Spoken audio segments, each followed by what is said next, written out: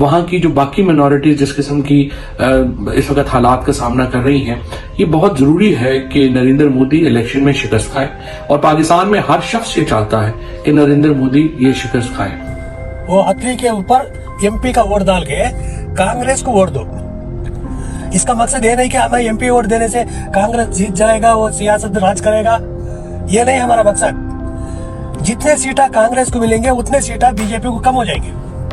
BJP को majority नहीं आया तो बीजेपी वाला कोई बिल पास नहीं कर सकता, मुसलमानों के खिलाफ कोई बिल को पार्लियामेंट में प्रोड्यूस करके पास नहीं करा सकता।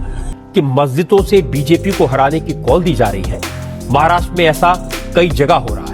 हमें पुणे में हुए एक जलसे का वीडियो मिला जिसमें मुसलमानों से बीजेपी के खिलाफ एकजुट होने की अपील की गई, और मुसलमानों को सबसे बड़ी जिम्मेदारी ये बताई गई कि किसी भी सूरत में केंद्र में फिर बीजेपी की सरकार बनने से रोकना है। कोई बात नहीं, आप क्रोनोलॉजी समझ लीजिए। आप अल्लाह से पहले मांगिए, उसके साथ अपना मामला जो है अच्छा रखिए। अगर अल्लाह आपको यहाँ भूखा भी मारता है ना, चलेगा। घर, बहुत सारे लोग बोल रहे थे मुझे यहाँ घर नहीं है, घर नहीं है, चलेगा। ये फॉरएवर यहाँ पे रहेंगे क्या? हम नहीं रहेंगे। यहाँ नहीं चाहिए हमको घर, हमको चाहिए जन्नत में। मैं यहाँ आई हूँ क्यों? क्योंकि मेरा जन्नत का घर नहीं बना है, मैं मेरे घर जन्नत में बनाना चाहती हूँ, इसीलिए मैं यहाँ आई हूँ। मुझे नहीं चाहिए यहाँ घर। कोई हैरानी की बात नहीं कि ये सब सुनने के बाद एक आम इंसान मानसिक गुलाम बन जाता। I become very upset. Like? Anything. I was the first man to speak when Babri Masjid fell down.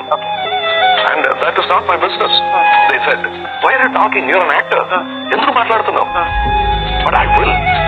It's my country. 2.7 acres who wants to shake 3.7 million acres of land.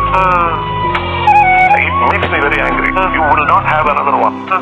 Congress party जब बाबरी मस्जिद का demolition हुआ था तो demolition के बाद Congress party का एक रेजोल्यूशन है पार्टी का कि हम दोबारा वहां मस्जिद बनाएंगे। समझे आप? जब कांग्रेस पार्टी की सरकार थी उनका रेजोल्यूशन है उनकी पार्टी का कि हम बाबरी मस्जिद को वहीं बनाएंगे। कि बाबरी मस्जिद थी, मस्जिद है और ताक़यामत मस्जिद रहेगी, और किसी को भी यह हक हासिल नहीं है कि हम बाबरी मस्जिद के एक इंच जमीन से भी दस्तबरदार होने को तैयार हो जाए।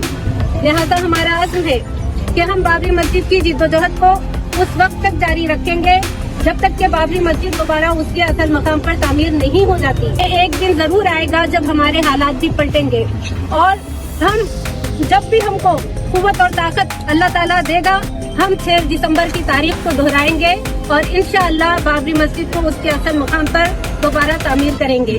कौन है ये लोग? यूनिफॉर्म सिविल कोड हमको एक्सेप्टेबल नहीं है, because that's not a part of my constitution.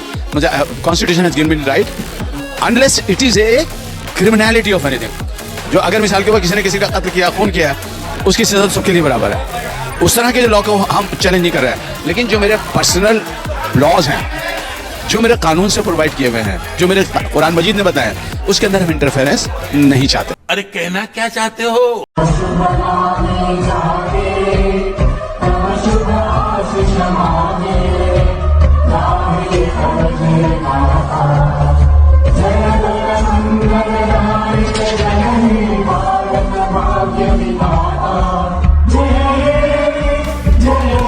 Salary कितनी आपकी है? 80,000। सैलरी कितनी आपकी? तकरीबन 1 लाख। 1 लाख रुपए। सैलरी कितनी आपकी है? वो भी 40-42 हजार। 42,000। 40 या 42? अब वो कंफर्म बताइए, 42 कितना है? 40 42 कंफर्म नहीं। मैं क्या करूं, फिर जॉब छोड़ दूं? रुको जरा, सब्र करो। 23 हिंदू लड़के लड़कियों का होगा धर्म परिवर्तन। मौलाना तौकीर रजा हिंदू लड़कियों का कराएंगे सामूहिक विवाह। सामूहिक धर्म परिवर्तन के लिए तौकीर रजा ने मांगी अनुमति। अब आप इस बात से इनकार कर सकते हैं कि क्या मुसलमानों के साथ ज्यादती नहीं होती, उनके साथ भेदभाव नहीं होता? हमने देखा 10 साल में कितने मुसलमानों के घरों पर बुलडोजर चले, हमने देखा किस तरह से मुसलमानों की लिंचिंग हुई, हमने देखा दर्जनों की तादाद में मुसलमानों को जेल में डाला गया, हमने देखा कितना मुस्लिम विरोधी कानून पास कराए गए। तो पढ़ाई के नाम पे यहाँ पे इस्लाम धर्म सिखाया जा रहा है। हमें हिंदू मुस्लिम में मतलब हिंदू बच्चों को नीचे रखा जाता है, मुस्लिम बच्चों को बहुत ऊपर रखा जाता है। और जितने भी वो होते हैं हमें मतलब बताया जाता है कि मैं एक हिंदू थी और मैंने मुस्लिम से शादी कर ली, और मैंने तो 19 साल की एज में भाग के घर से शादी कर ली थी, लेकिन आज मैं बहुत खुश हूँ और मेरी फैमिली भी मान गई है। इसको कहा गया है कि क्या कहते हैं, तुम भी ऐसा कर सकती हो। हमें मुसलमान लड़कों से जोड़ा जाता है यहाँ पे हमारा नाम, और हमें प्रेरित किया जाता है कि आप भी यहाँ पे मुस्लिम लड़कों के साथ यहाँ पे रह सकते हो, कोई दिक्कत नहीं है। आगे घर वाले सब मान जाते हैं। हमारा लिबास अलग है, हमारी तहजीब भी अलग है, हमारे खाने पीने का तरीका भी अलग है, और तुमको अगर बर्दाश्त नहीं है हमारा मजहब तो तुम कहीं और चले जाओ। अबे साले, देखा आपने लापरवाही का नतीजा है। इनसे बाकायदा मुसलमानों से इनका वोटिंग का अधिकार छीन लेना चाहिए। ये बड़ी अच्छी बात कही आप। कौन स्टेक होल्डर्स कौन है, आखिर वो कौन लोग हैं जो सेक्युलरिज्म को आगे बढ़ाएंगे? अभी बदत है भाई, अभी बदत है।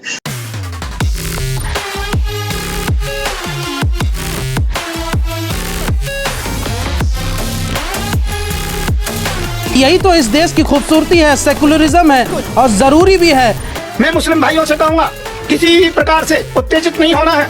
हम बैठे हैं, वहाँ पर नमाज अदा होगी और वहाँ पर कोई मूर्ति नहीं निकली, कुछ भी नहीं निकला, और तुम्हारी यदि मूर्ति निकली है तो मूर्ति को उठा करके अपने मंदिर में ले जाओ, क्या फर्क पड़ रहा है। और मैं ये कहता हूँ, जहाँ तुम अजान के लिए मना करोगे, जहाँ आप जो की नमाज अदा करने के लिए मना करोगे, पहले मैं नमाज अदा करूंगा वहाँ पर जाकर के, मुस्लिम भाइयों को सहयोग करूंगा, कोई दिक्कत नहीं है। आप नमाज पढ़ेंगे? हाँ, नमाज पढ़ने में क्या दिक्कत है, हम हनुमान चालीसा पढ़ते हैं तो नमाज में क्या दिक्कत, वो भी भगवान की इबादत है, भगवान की प्रार्थना। तुम तो धराधन फेंके जा रहे हो। कौन है ये लोग? माइनर विलेंस, भेड़ की खाल में घोसड़ी वाले।